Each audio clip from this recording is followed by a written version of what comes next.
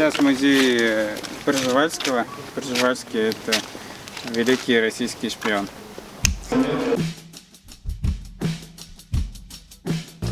Чувак искал путь в Индию, чтобы вот обойти Великобританию. Самая главная его задача была найти путь в Индию. И он по дороге находил еще разные народы, разных животных, разные растения и так далее. Да? То есть это было просто по пути и за компанию. Вот он такой весь красивый, да? На самом деле он был очень толстый, 100 с лишним килограммов весил. И он попросил того, кто его рисовал, сделать его именно таким. Он был высокий и толстый, но на картинке он просто высокий. Вот он нашел уже через Каракол и уехал дальше. И вот у него последний путь в 1888 году, 1888 году. Он отдыхал в Грузии, вот он должен был выехать из Каракола опять в Тибет. Но, короче, где-то вот с Бишкека до Каракола, вот где современные кафешки стоят, где мы покупаем всякую еду в Бомском ущелье. Где-то там он отравленную еду съел, холеру, что ли он подцепил, что-то такое.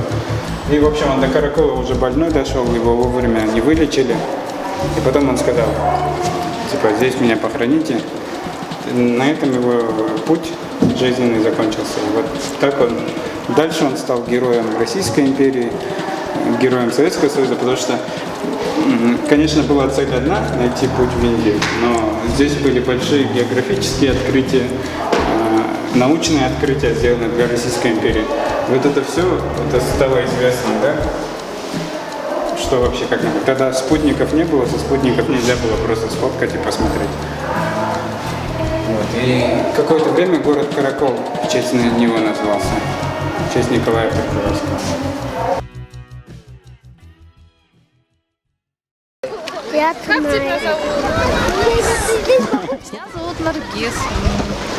Я тоже выросла в этом детском доме и сейчас помогаю маме заниматься такой благотворительной деятельностью.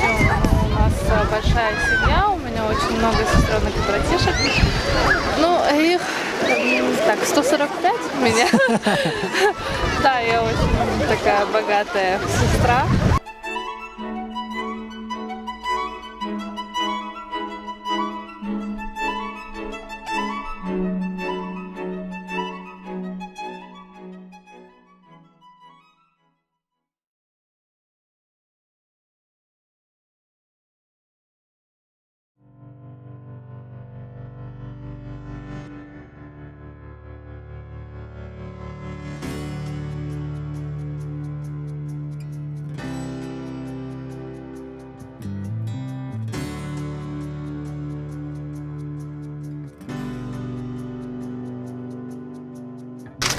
Филипп?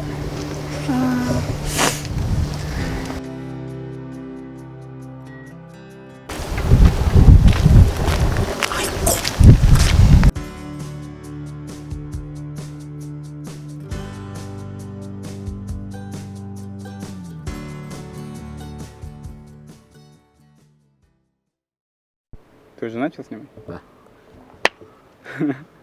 Петроглифы — это рисунки скифов или саков, как их называют. Кыргыз называют Аруэль, которые жили 3000 лет назад. Это был уникальный народ, который уже тогда перспективу использовал. То есть здесь вы видите несколько картинок. Одно — это вот горные козлы Марко Поло. Вон там эти охотники, снежные барсы, и вот охотники на дальнем фоне. То есть 3 перспективы с 3 разных дистанций нарисованы. Для чего нужна культура? Короче, для чего нужна культура?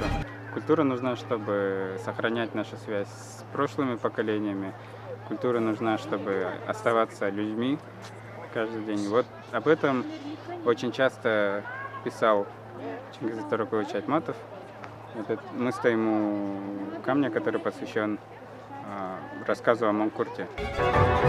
Мы проездом заехали на Тенгри Music Festival.